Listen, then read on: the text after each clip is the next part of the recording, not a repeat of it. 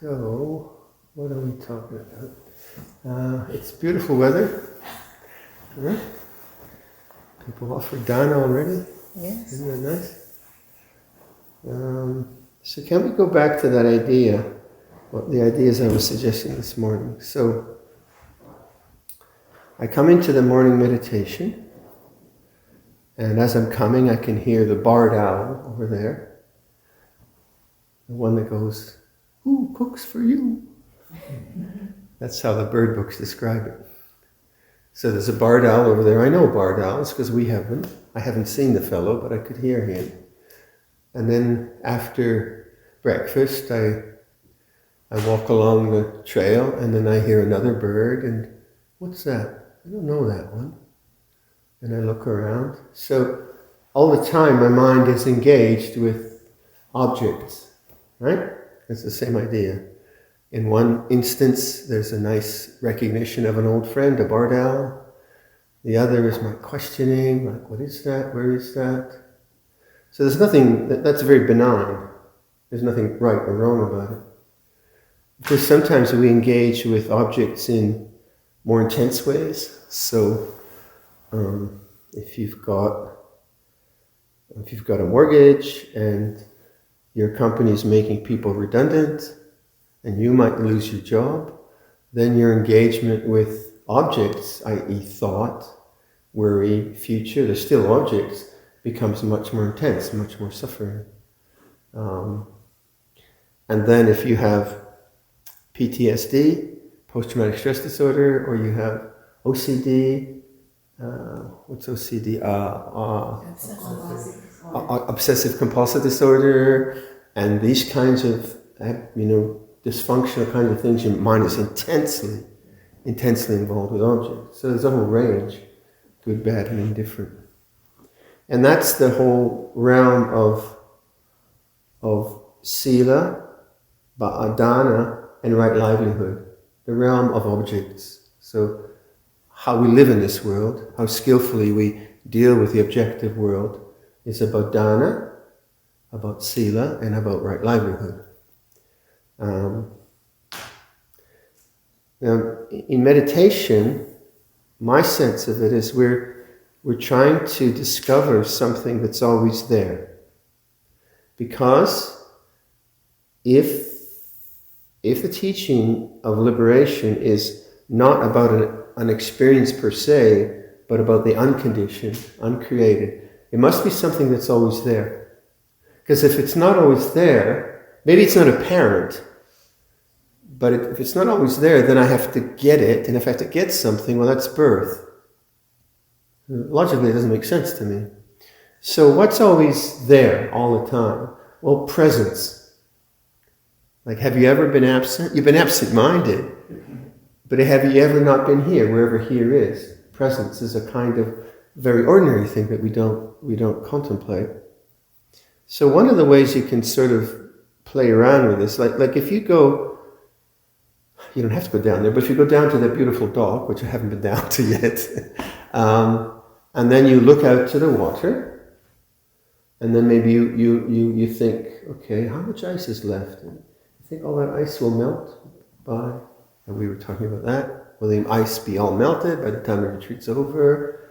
And then I look across and I see someone on a horse, and so then I'm still engaged with objects, right? I might analyze it, I might think about it, but then I could do it differently. I could just stand at the dock and let the scene come to me. Just let it present itself in whatever way it presents itself. And that would be a receptive quality. And as soon as I do that, I notice that there's a calmness there. As soon as I stop engaging with thought, and usually it's thought, isn't it? Or with analysis, or with structure, whatever. As soon as I stop engaging, I just allow things to come, there's a calmness there. And that you might look at that as the background, just as a way of creating a model. So the background is the calm, the silence of knowing, being aware. And you can do that anytime. That's always available.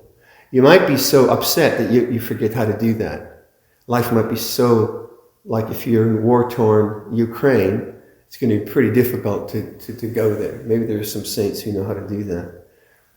So a good environment is helpful. But if you do that, space is very good. Space is very good for that kind of contemplation. You just look out across. Why do we find that so calming?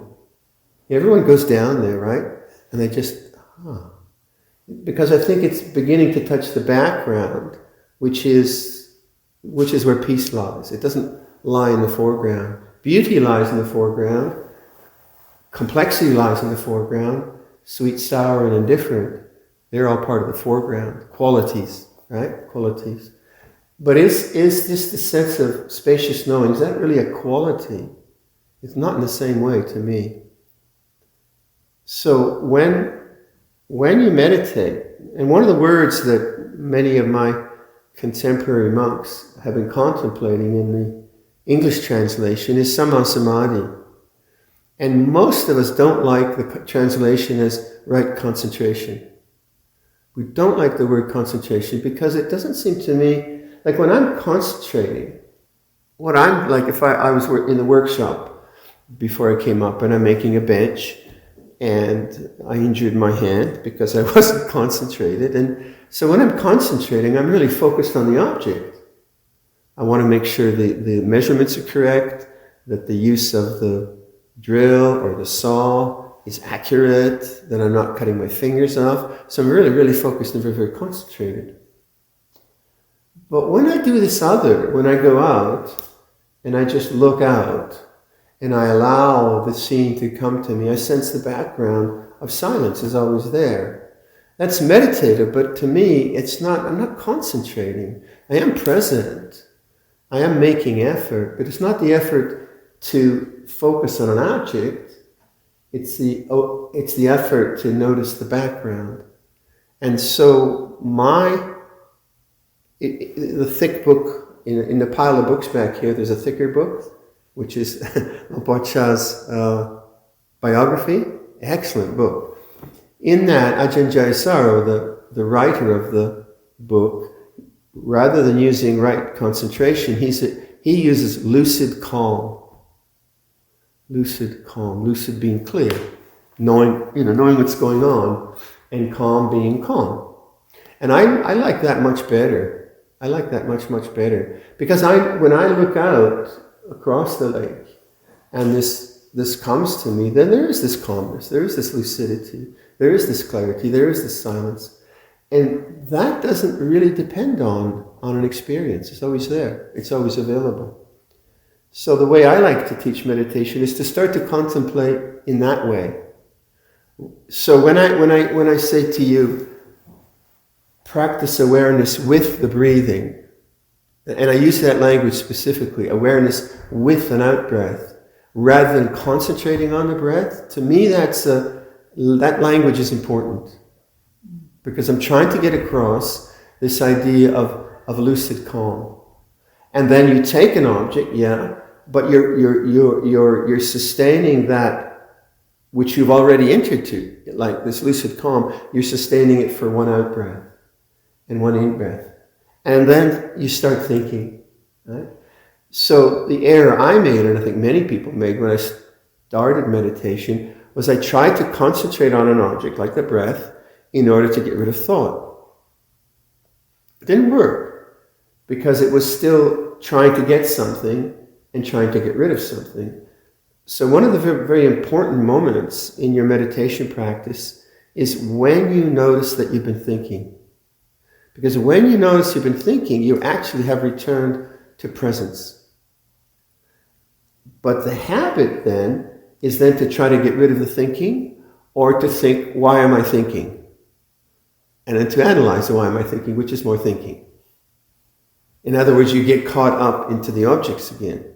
So when there is the moment of awakening to the habitual addiction to thought, maybe, if you use it strongly, that is a really, really valuable moment. It's a good moment. So that's to be celebrated, as it were, or to say, oh great, I'm back.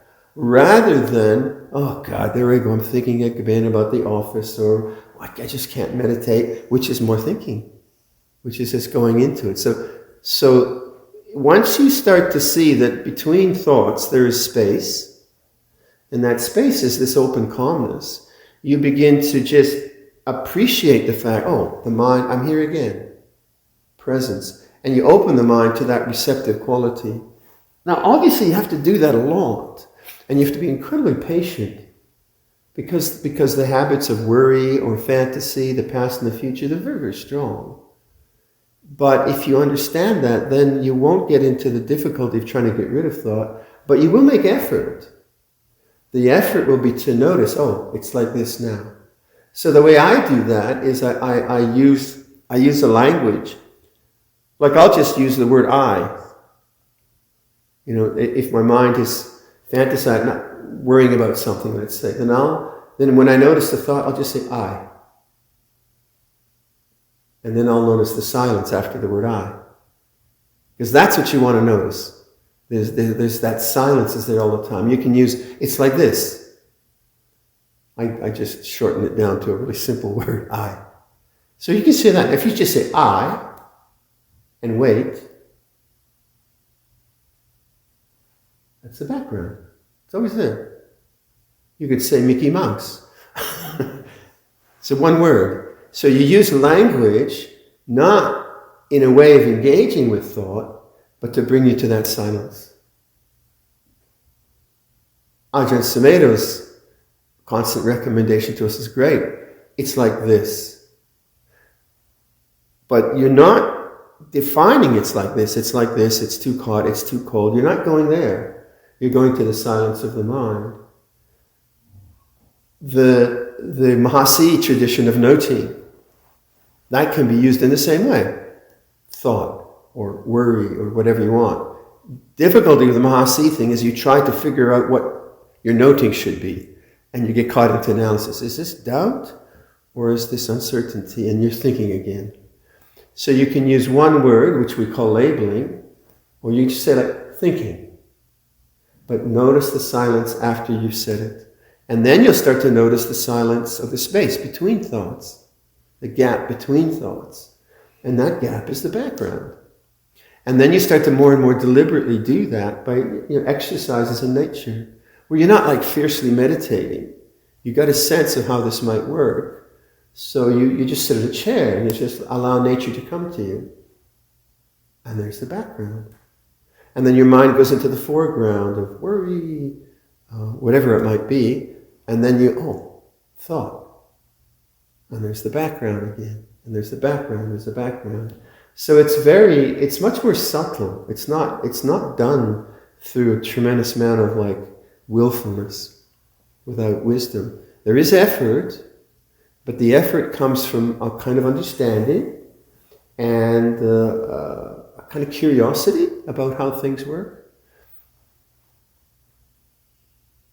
So the challenges you face in meditation are very much around energy, dullness, restlessness, habitual thought, right? It just seems to have its own life.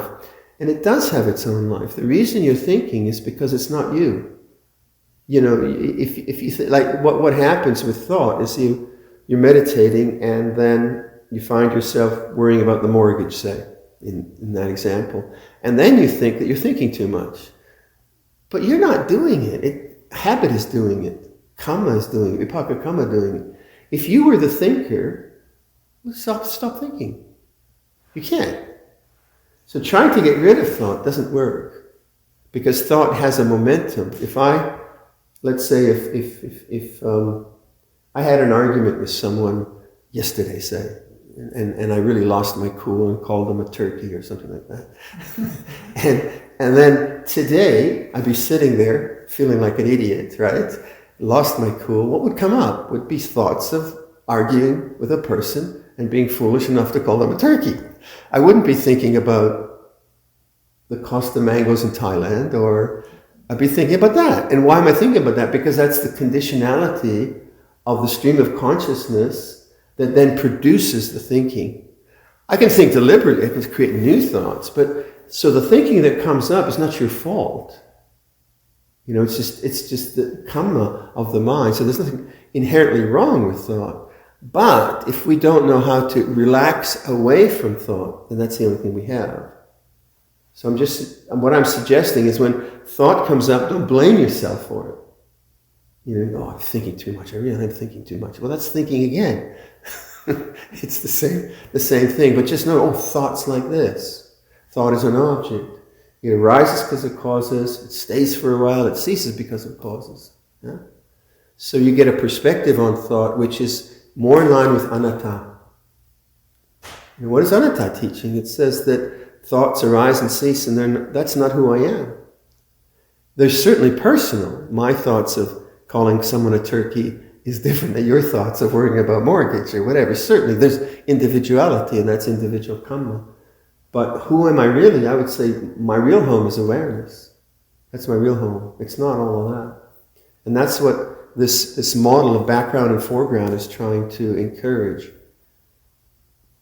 Make sense? Yeah? Maybe? So consider like how you use the word sammasamadhi, right? Concentration. That's give you a certain kind of direction. If someone tells to me concentrate, then that is going to condition my effort. If someone says to me lucid calm,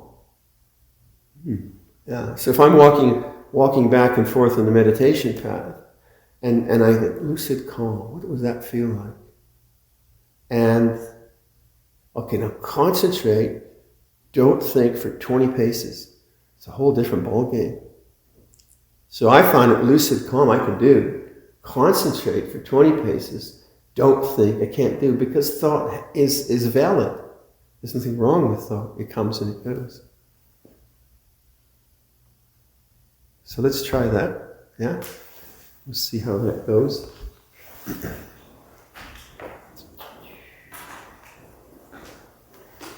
I show a send. Did our friend disappear? Santosa. Where did he go? Santosa. Yoo-hoo. Oh, this is him coming out. Thought we lost you.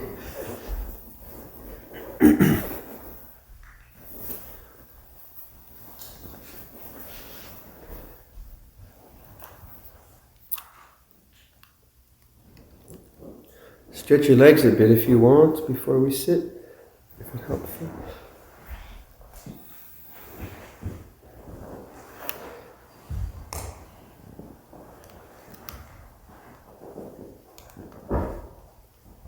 So a bit of instruction around that, and then we'll just sit quietly.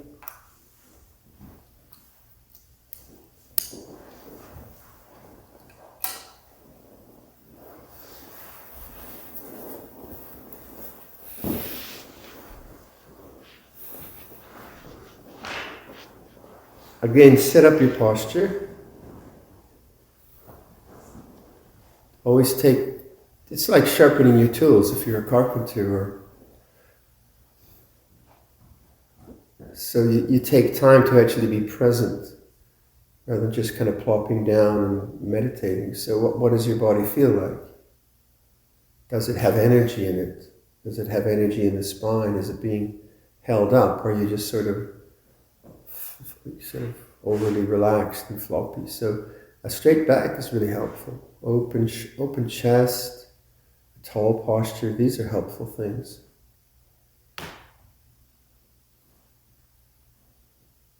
The temperature of the room, say, what does that feel like?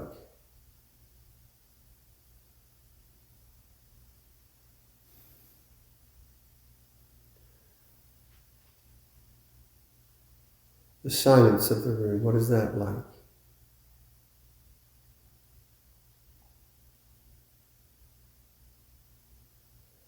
Listen to silence. Listen to sound, let the sounds come to you. Don't look for a particular sound, let it come to you.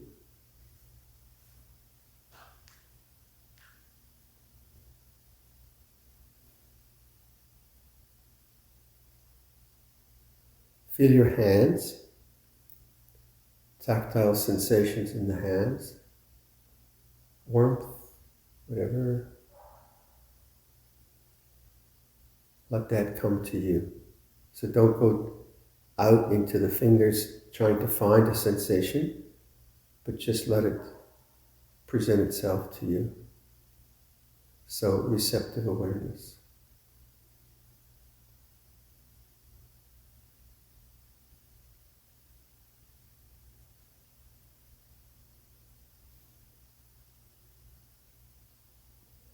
Perceive the sensations in the hands as in awareness. So you're perceiving awareness as space, conscious space, and the feelings of the hands are in awareness. Sound. So you hear the dog or someone moving. So like, let's say the sound of the dog. It seems that I am here and the dog is out there. That's true. But also you can expand the sense of perception of awareness, that awareness is the space, conscious space within which that dog bark and the sense of you here, all of that can be known in awareness.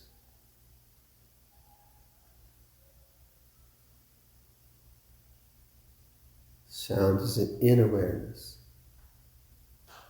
Let the sounds come and go in awareness.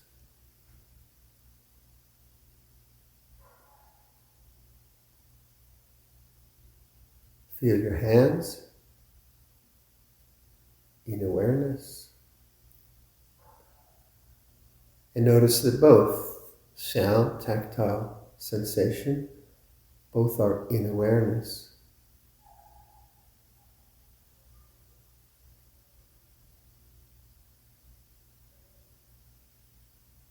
So awareness has no quality, it just knows.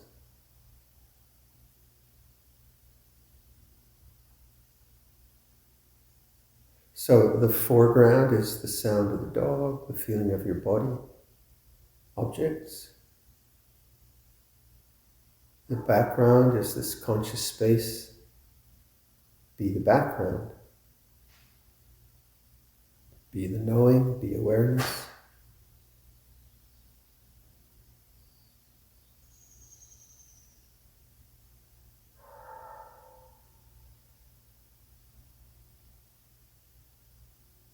So if I go out to that sound and I start to think, what's happening, what's going on, what's happening with the dog, what kind of dog is that? But if I'm just receptive,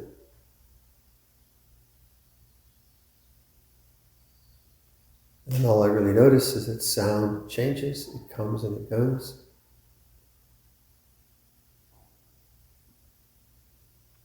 And the awareness is stable, calm, present.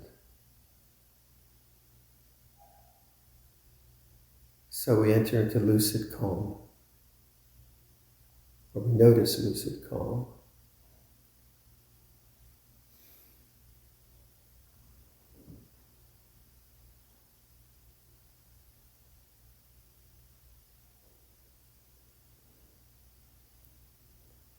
So that's the principle. Notice the breathing of the body. Let that be noticed. Other things are going on, so you don't have to exclude the sound of the dog. So lucid calm for one in-breath, or silent awareness with one in-breath, silent awareness with one out-breath.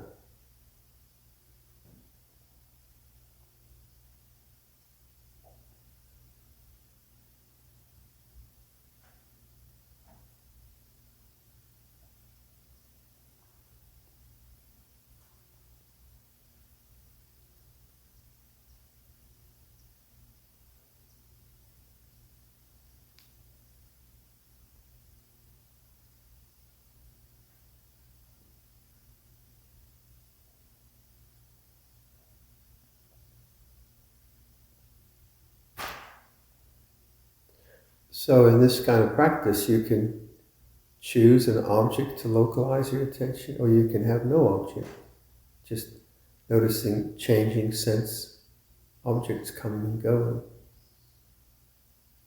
Breath is a good stable kind of thing to be with. But the main principle is the sense of awakened knowing, awakened consciousness, background. So let's give that a go. Experiment with that.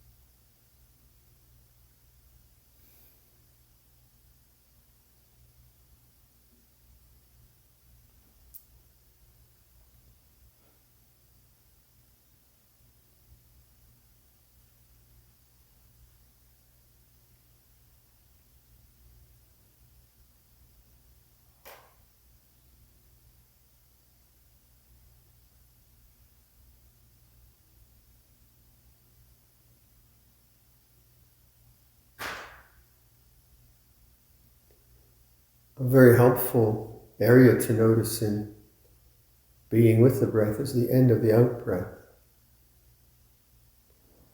So if you're practicing like lucid calm or these ideas, right to the end of the out breath, breath relaxes. That's where the thinking quite often starts, at the end of the out breath. And the next in-breath takes care of itself. So it's not controlling the breath or forcing the breath, it's just allowing the body to breathe. And then this awakened knowing for the whole in-breath. And then the whole out-breath, right to the end of the out-breath. And if you're forcing it, then you'll feel tension in your hands, you feel tension in your face. But if you're not really awake, you just fall asleep.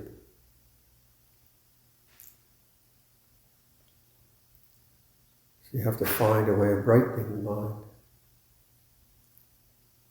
And the way to do that is to be kind of curious about the feeling of breathing, welcoming the feeling of breathing as it does its thing. The body breathes.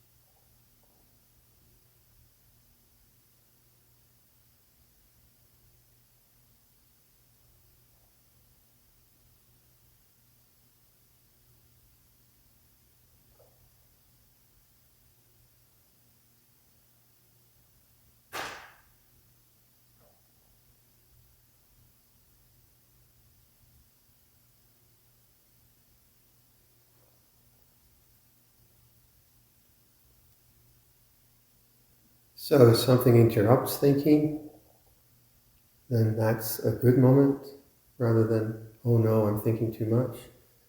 But make it really conscious presence. So you could label it, you say thought, and then notice the silence after the word, silent presence, you're home again. And then sustain that if you can.